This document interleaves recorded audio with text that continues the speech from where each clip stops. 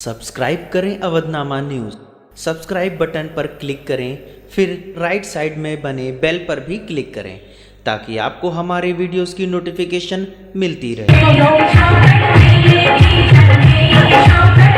कपिल देव वर्मा दूसरी बार बने भाजपा के जिलाध्यक्ष।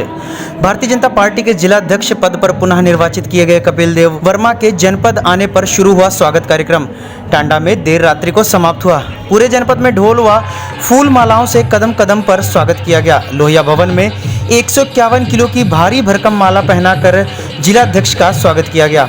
टांडा नगर प्रवेश के दौरान कश्मीरिया पर 51 किलो की माला पहनाकर स्वागत हुआ, जबकि तलवापुर व छोटी बाजार में स्वागत के बाद चौक में स्थित भाजपा नगर कार्यालय पर जमकर स्वागत अभिनंदन हुआ।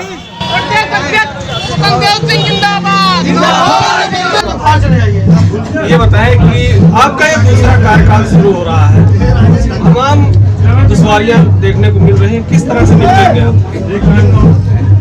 हमारे समाज कार्यकर्ताओं के विश्वास पर केंद्र और प्रदेश नेतृत्व ने हमको दोबारा जिलाध्यक्ष मनोनीत किया है। मैं प्रदेश नेतृत्व के विश्वास पर खरा उतरने का प्रयास करूंगा और कार्यकर्ताओं के मान सम्मान के लिए हमेशा लड़ता रहूंगा। चाहे जहां जिस प्रकार रहेगा, मैं कार्यकर्ताओं के कंधे से कंधे मिलाकर चलने का काम करूंगा। कई बार देखने को मिलता है कि आपस में ही कुछ मनमुटाव हो जाता है तमाम राजनीतिक कारणों से, ऐसे में कैसे निपटेंगे? हमारी भारतीय जनता पार्टी में ऐसा कोई बात नहीं है। लोग अफवाहें फैला रहे हैं, हम सब एक हैं। सबका साथ, सबका विश्वास और सबका साथ के मिशन पर हम लोग चल रहे हैं और पूरे देश में मोदी जी के विश्वास पर सरकार है और हम लोग आगे भी 2022 लक्ष्य लेकर चल रहे हैं।